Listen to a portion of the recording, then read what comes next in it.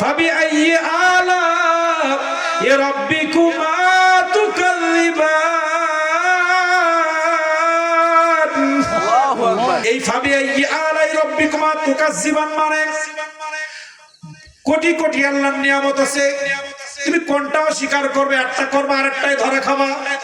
তুমি যদি মনে করো গাছ নিয়ে গবেষণা করে আমাকে ফেলিওর করতে পারবে না, আস্তে আস্তে তুমি মাছ নিয়ে গবেষণা করো, সমুদ্র নিয়ে গবেষণা করো, গাছগাছালি নিয়ে গবেষণা করো, মানুষের অঙ্গ প্রত্যঙ্গ নিয়ে গবেষণা করো, তুমি চন্দ্র নিয়ে গবেষণা করো, তুমি সূর্য নিয়ে গবেষণা করো, তুমি পৃথিবীর তুমি কাবা শরীফ নিয়ে গবেষণা করো, পাহাড় পর্বত নিয়ে গবেষণা করো, যেখানেই গবেষণা করবা সেখানেই আমি আল্লাহ আমাকে পাইবা। কোনটাই পৃথিবীর কারোর সাথে তুমি তুলনা করতে পারবে না। এ বান্দা তুমি আমার ছাড়া আর কার ইবাদত করবা? এ বান্দা তুমি কেন আমার ইবাদত করবে না? তুমি তোমার অস্তিত্বের দিকে একটু খেয়াল করে দেখো। সূরাতুল বাকারার মধ্যে আল্লাহ তাআলা ঘোষণা দিলেন, আল্লাহ রাব্বুল আলামিন সূরাতুল বাকারার 28 নম্বর আয়াতটা একটু পড়বেন বাসায় গিয়ে। আল্লাহ তাআলা বললেন, বান্দা এত কিছু গবেষণার পরেও তুমি আমাকে ছাড়া কাউকে পাচ্ছ না।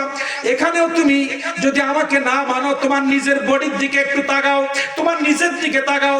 আল্লাহ তাআলা অন্য জায়গায় বললেন, তুমি পৃথিবীর দিকে তাকাও, তুমি সূর্যের দিকে তাকাও, তুমি চন্দ্রের দিকে তাকাও, তুমি আকাশের দিকে তাকাও, তুমি সূর্যের দিকে তাকাও, তুমি পাহাড়ের দিকে তাকাও, তুমি সমুদ্রের দিকে তাকাও, তুমি মা গাছপালার দিকে তাকাও, পশু পাখির দিকে তাকাও।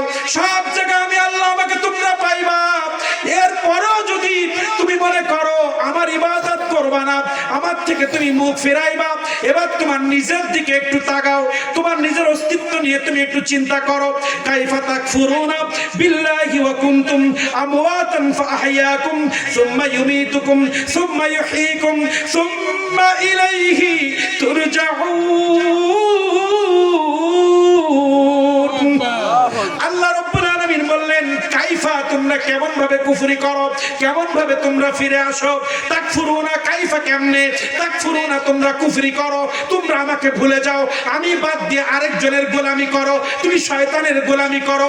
আজান হয়েছে মসজিদে যাব, এই মসজিদে যাওয়া আমার গোলামি, আজানের পরে মসজিদে না যাওয়া শয়তানের গোলামি।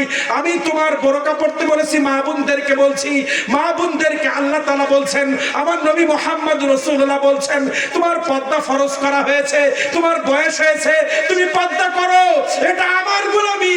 তুমি পর্দা করলা না, শয়তানের গোলামি। হালাল ব্যবসা করলা, আমার গোলামি। সুদ খাইলা, শয়তানের গোলামি। সৎভাবে চাকরি করলা, আমার গোলামি। ঘুষ খাইলা, শয়তানের গোলামি। অন্যায় ভাবে 1 শতক জমি ফাঁকি দিলা, শয়তানের গোলামি। হক হালালি জীবন যাপন করলা, আমার গোলামি। তুমি তোমার চক্ষু দিয়ে কোরআন মাজিদের আয়াত দেখলা, তুমি চক্ষু দিয়ে আলেমদের চেহারা দেখলা, তুমি চক্ষু দিয়ে আউলিয়া কেরামের দিকে তাকাইলা, তুমি চক্ষু দিয়ে মায়ের চেহারার দিকে তাকাইলা, তুমি চক্ষু দিয়ে স্ত্রীর দিকে ভালোবাসার নজরে তাকাইলা, এটা আমার গোলামি। আর এই চক্ষু দিয়ে তুমি বেগানা মহিলার দিকে তাকাইলা, এটা শয়তানের গোলামি। তুমি তোমার চক্ষু দিয়ে বেগানা মহিলার দিকে তাকাইলা, খারাপ দৃশ্য তুমি দেখলা, এটা শয়তানের গোলামি। আর তোমার স্ত্রী যেটা হালাল, তার দিকে যতবার তুমি তাকাইবা, ততবার ইবাদত হবে, ততবার আমার গোলামি হবে। সুবহানাল্লাহ, নারায়ে তাকবীর, নারায়ে রিসালাত, পবিত্র ঈদে মিলাদুন নবী। আল্লাহ তাআলা বললেন, ইয়া আইয়ুহাল ইনসান, হে পৃথিবীর মানুষ, মা গররাকা বিরব্বিকাল কারীম, আমি রব তোমাদের, আমি তোমাদের মালিক। তোমাদের চক্ষু আমি বানিয়েছি, তোমাদের চেহারা আমি বানিয়েছি, তোমার সুষম দেহ আমি দিয়েছি। আমি চ্যালেঞ্জ করছি, আমি ছাড়া পৃথিবীর এমন কেউ নাই তোমার সুন্দর গঠনতন্ত্র দিবে। তুমি পৃথিবীর কোথাও তুমি তোমার গঠনতন্ত্র খুঁজে পেলে না, তখন তুমি মনে করো আমি আল্লাহ তোমার গঠনতন্ত্র দিয়েছি।